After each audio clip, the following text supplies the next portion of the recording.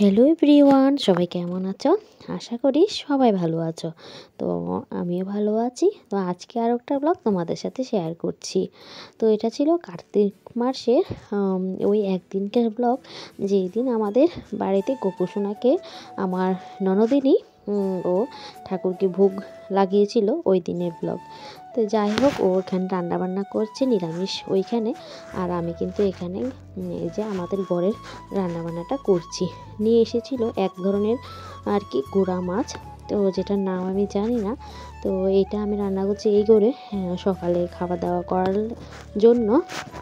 আর দুপুরবেলা কিন্তু ওই যে ওইখানেই আর কি যেটা রান্না করা হচ্ছে খিচুড়ি প্রসাদ আর ভাজি পায়েস, ওইটাই আর কি দুপুরবেলা সবাই প্রসাদ নেবে। তো এখন আপাতত আমি এগুলি রান্না করছি। তো কি জানো তো, আমার না ব্লগ এডিট করতে অনেকটাই সমস্যা হয়ে যাচ্ছে, কারণ ওই যে আমাদের বাড়িতে এখন ধানের কাজ শুরু হয়েছে।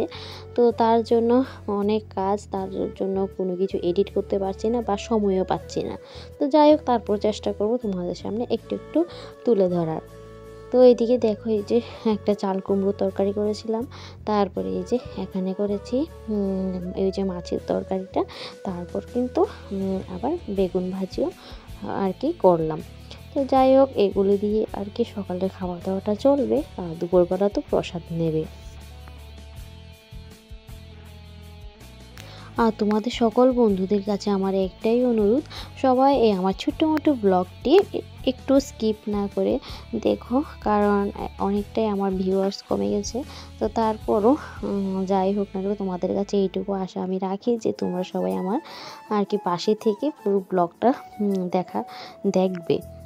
তো যাই হোক, আর এদিকে দেখো, এই যে ঠাকুর করে সব তৈরি হয়ে গেল।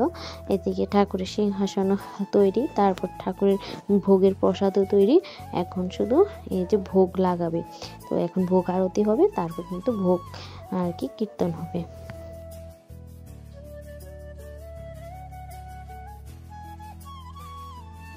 তো কার্তিক মাসটা তো সবাই জানো দামোদর মাস হিসেবে পরিচিত।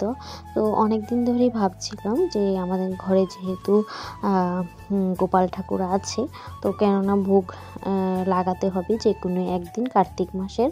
তো সেই মতে আমাদের আর কি সেটাই ভাবনা। তো সেটার হয়ে উঠছিল না, কারণ বাড়িতেও ধান টানের কাজ আর কি শুরু হয়ে গেল।